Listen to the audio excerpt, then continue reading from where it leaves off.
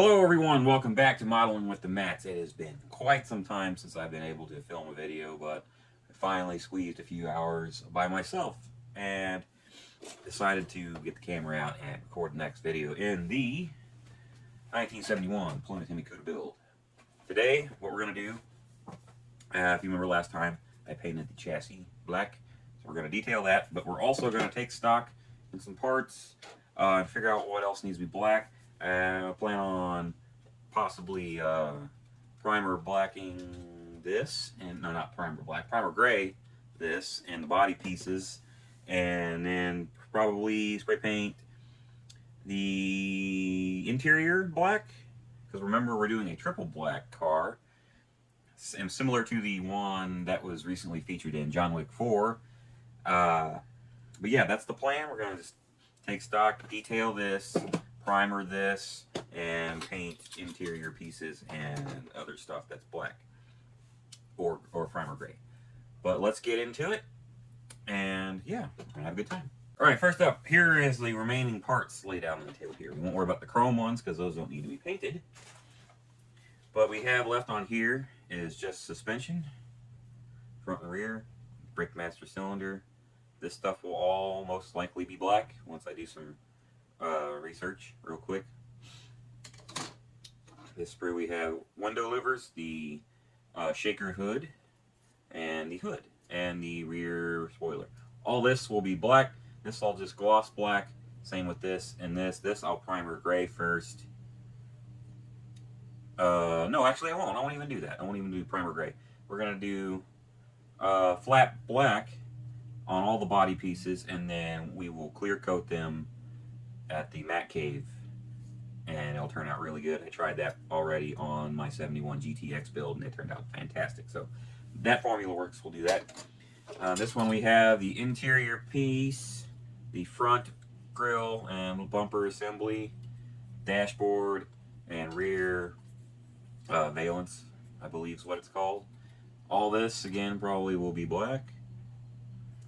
A lot of black on this car, but it's going to turn out really cool. It's going to be black and chrome with the, hopefully these will pop nice.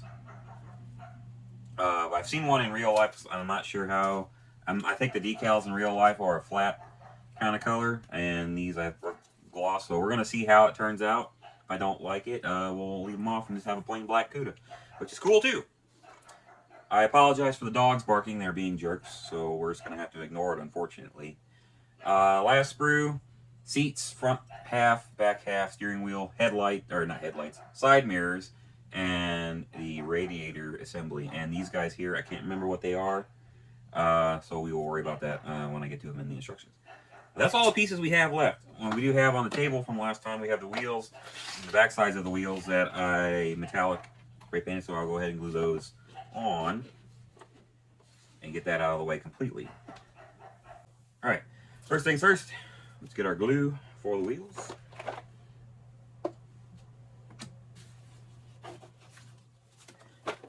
As always, we use a line of Tamiya stuff.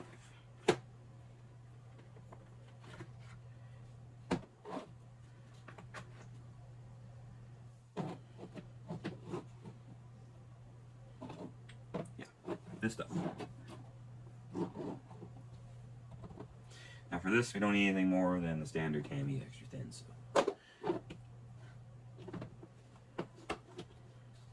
first things first, put the wheels in the tire. They press in rather nicely, so the glue is more there for just to be extra safe. This is the last thing you want for it to come apart on you.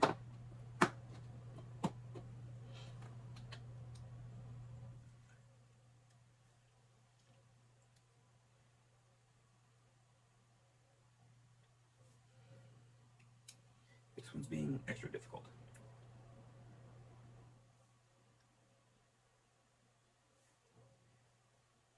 There, I think we finally got that one.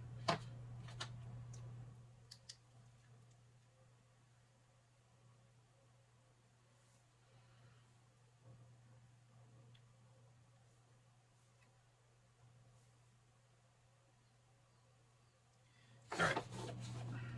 all in there. Take your drop a glue. Just go, it'll kind of seat itself around because it's very liquidy.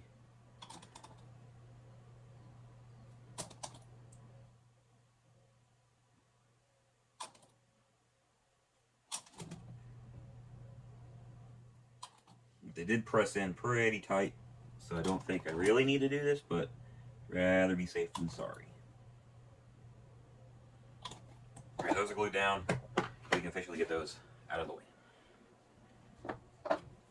Alright, next, I believe we will go ahead and black out the rest of the pieces that need to be blacked out, and that way they get a head start drying while we detail the chassis here. So we'll take this guy off there, take this guy off. Honestly, we'll probably just cut most of these pieces off of here because we don't particularly need them on the sprue, because most of these pieces are very recognizable if you're a car guy, and you won't really need to look at the sprue to figure out what you're looking for. This one is verified empty. And yes, I am kind of just rocking these back and forth off the sprue because their attachment points are rather long and the cutters won't really do a lot of good. Especially if they're straight pieces or on a straight edge. Not like this one. This one would be better off. Now, I am not really going step by step with the directions anymore because there's a more efficient way to do this than what necessarily the directions say. Verified, empty, throw away.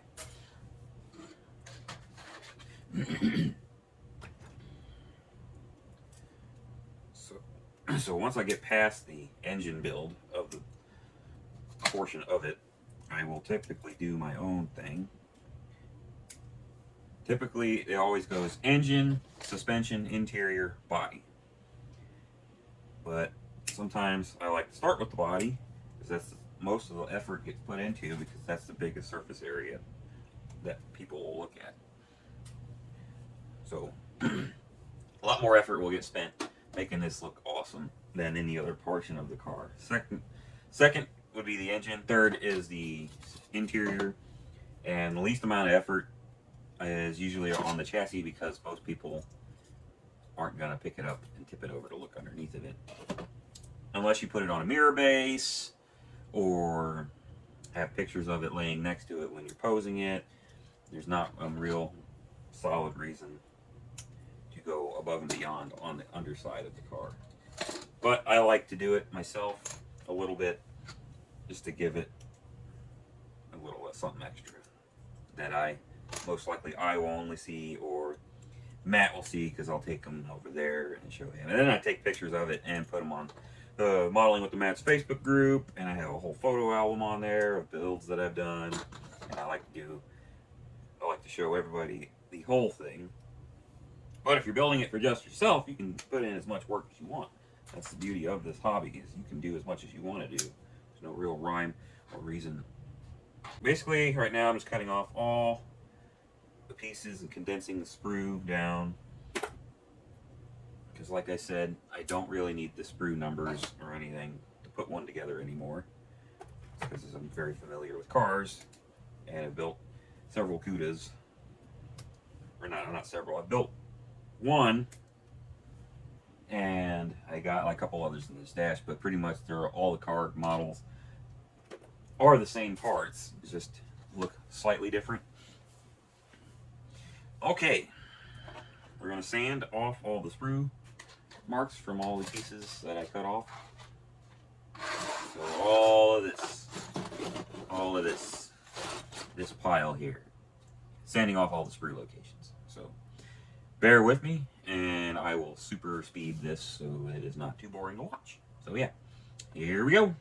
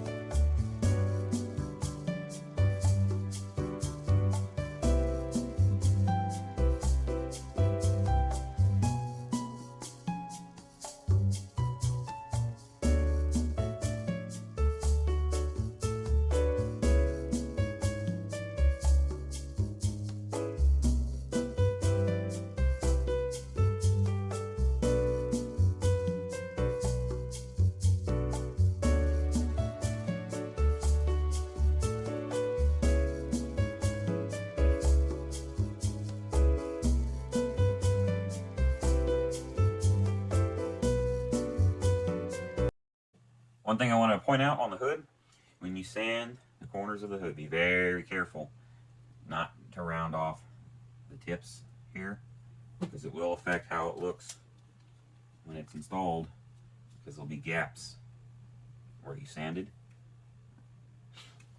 So do your best when you're sanding the corners of the hood to go straight and then straight. Don't tip on like that, because that will really kind of mess with the fit and the look. It's okay for it to have space. It's okay for it to have a space on the sides and the front here, but if you got like a hole as you sand it on the corner, that doesn't look natural. But the gaps on the side and the front, that's okay. That looks natural. Real hoods are like that too. I will point out that there's not a whole lot of sanding you got to do on this kit, because it's rather well constructed. So Revell did an excellent job on this particular mold. So yeah, back to the sanding.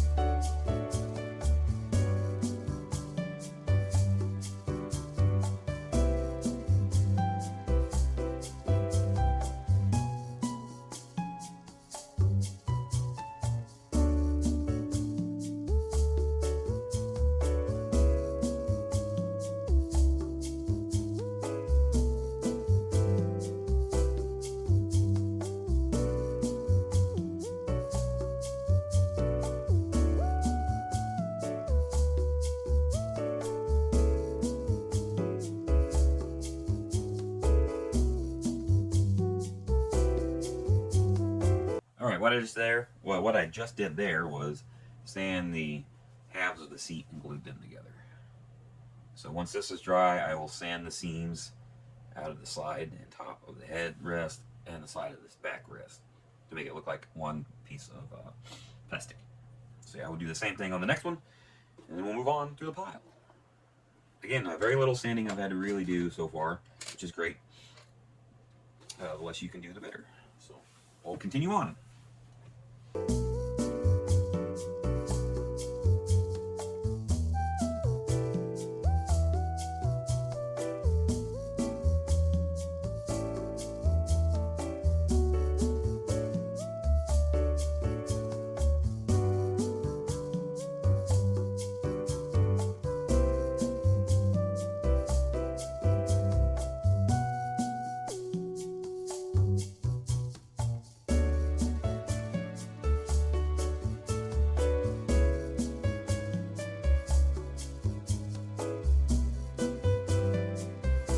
Alright, I did notice something on this that is good to know for anyone who builds this kit. The rear spoiler has pegs for mounting, but it looks like there's no holes if you look at the top of the trunk lid. Flip it over. There are holes here and here, but I believe you'll have to drill them out or take a X-Acto knife and push through so you can find the hole on the top, which is what I'm going to do because I don't have small drill bits like that laying around. I'll push through the back side of the hole, come to the top, and put the X-Acto blade in and just start spinning it until the hole is big enough to fit the spoiler. Like that. Boom. Perfect round hole. No mess. We'll do the same thing over here.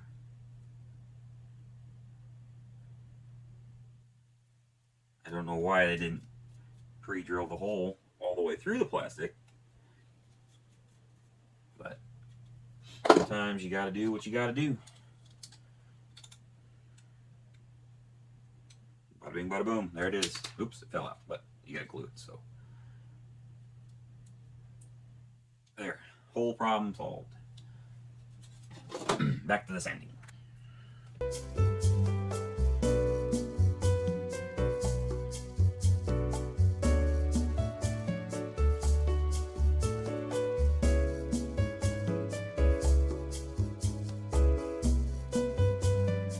Alright, be very careful when you're sanding top of the shaker hood, because you want it to look as round as possible and as even as possible, because it will be very noticeable. So when it's mounted in here, you don't want it to fit off center, because then you'll know as soon as you look at it, it'll do that, or you know, something like that. So be careful sanding it, because it has to fit right. And future, we'll get to this later in the series, but they'll tell you to mount this to the top of the engine like that, but it covers up a lot of the engine. So what I like to do is mount it to the bottom of the hood.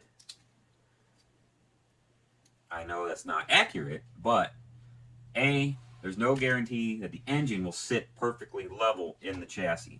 So that'll be problem number one, is that when you set the hood on it, it'll be off center in there, and it'll look bad.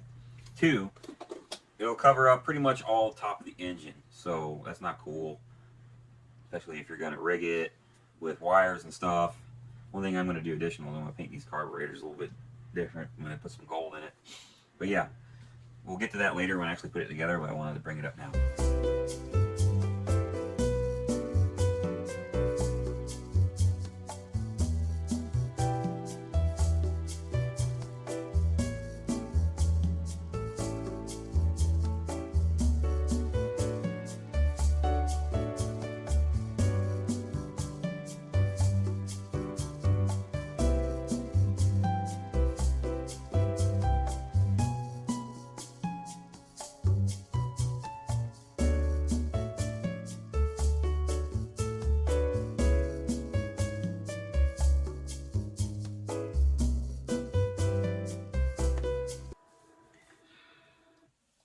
Alright, we're done sanding. So yeah, what we're going to do now is we're going to flat black the body. And we will actually do that outside, because obviously this is an enclosed space with no ventilation other than windows, and I don't want to open the windows. So we're going to take this outside in the garage.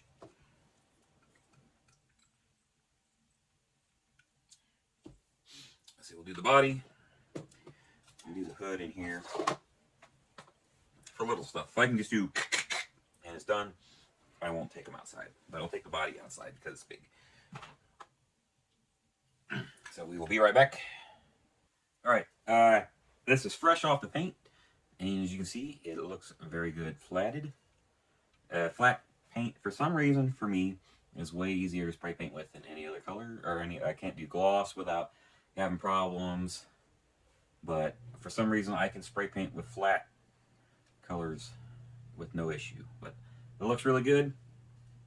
We'll set that off to the side to let it completely dry. Flat paint dries quicker than every other paint, so that's cool. So now we will do the hood, and just for the sake of the paint's already outside, so I might as well take it outside and do it. The hood, I'll do the front bumper. That's all that needs to be, and the rear little piece here, that's all that needs to be flatted. We'll do this, the window louvers, the shaker stuff, and the rear spoiler. That'll be a semi-gloss black. So that stuff will be semi-gloss black. I think I'll do the suspension stuff in semi-gloss black, and the interior stuff. Yeah, I think the rest of it will be a semi-gloss black, and we won't clear any of that. We'll just semi-gloss black spray paint it and see. Hopefully it looks good, because I have problems with the full gloss stuff or the high gloss stuff, but I haven't tried semi-gloss, and hopefully I won't have any issues. But we're going to flat black the body pieces, and then we'll clear that with Future at the Matt Cave later on. And then, yeah, then we will I'm going to sand those first. So the rest of this I can actually take out there now and spray paint. And I'm using Rust-Oleum brand from Walmart. That and Krylon is the only stuff really nearby, unless I go to a car parts store and get like Duplicolor stuff, but that stuff's a little more expensive. And for what I'm doing, the Krylon or the Rust-Oleum works fine, except when I try and use gloss. That I can't do. For some reason, I can't do gloss. And I typically use the bottom of the box lid as a place to put painted stuff. But we're doing so many things at once, I will probably have to do something else. So, I'll be back. Alright, all that stuff is painted. What we're going to do now real quick, before we move on to this guy here, which will be a lot more interesting to watch, I will sand the seams out of the side of the seats. And I will go paint those as well. So we'll do that real quick, and then we'll move on to the chassis.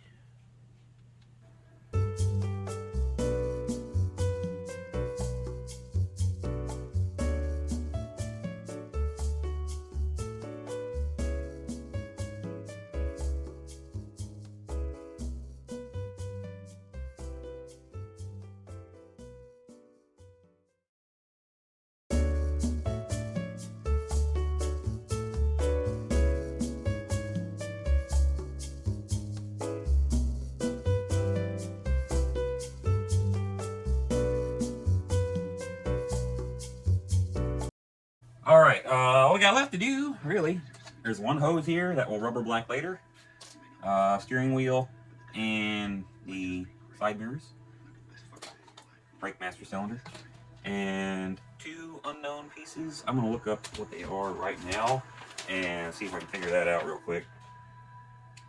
They go on the bottom of the dash. Right here. I don't really know what they're for. And honestly, you probably don't even need to really worry about them, but we'll see about that when we get to the interior portion. Alright. Plans for the chassis. We're going to paint the exhaust silver, paint the gas tank silver, do some fine detail work on, there's some brake lines / fuel lines here that I will also silver out. And that's pretty much it. So, we'll get started with that. We will use my Vallejo steel. Shake it up nice. Use a paint palette like that.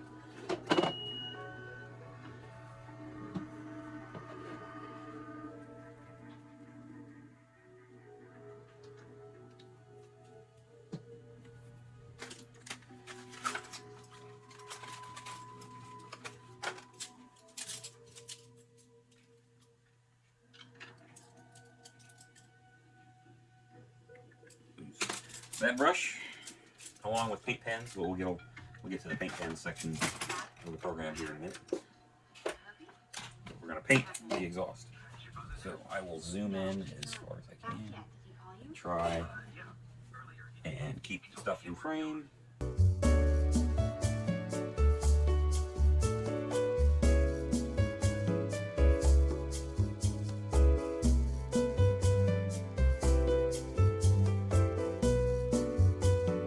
Alright, what I will do, if I get too much paint in spots I don't want to, I'll take my flat black paint and then paint back over it.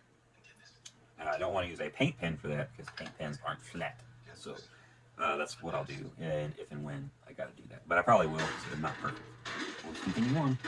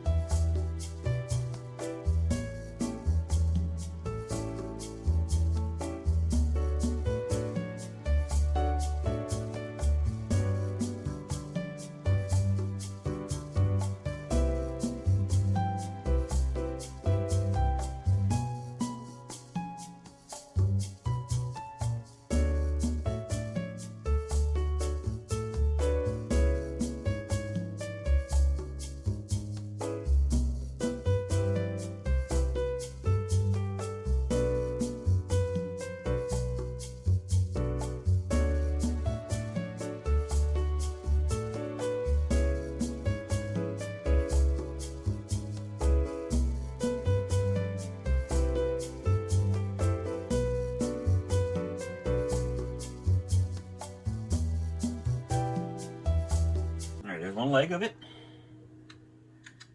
Not bad. Not bad at all.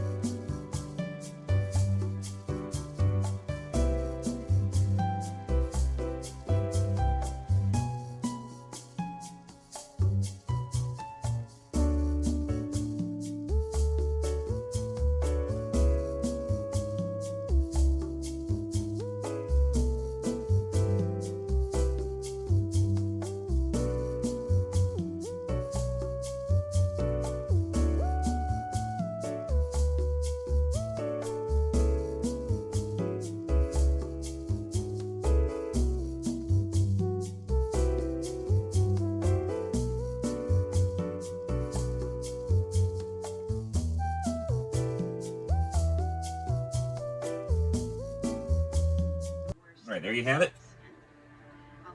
We'll have to go in and do some fine tuning with some flat black later. But all in all, pretty solid effort there. I'll just tell you this. I've been sober a year. I miss my father so much that I can't. And I think instead of doing a steel color tank, I will dry brush it. And that way it won't be a big glob of silver right here. So we'll do that. And then I'm going to let this dry for now. And then I'll come back with a paint pen and do the brake lines and fuel lines. And then that'll be done. So I think that'll be it for this video. Thank you all for watching. I appreciate your time. And yeah. Subscribe to the channel for more to come later. Check out our weekly live show returning July 5th, I believe. Because we are on summer hiatus for vacations and whatnot. And I will try and be a little more consistent with video recording and uploading. But life gets in the way and it's hard to record with the whole family home being loud and noisy. It's already difficult enough with dogs barking in the background. But I did the video anyway, and we'll get it up to you as soon as possible. And yeah, again, thank you all for watching. And as always, model on.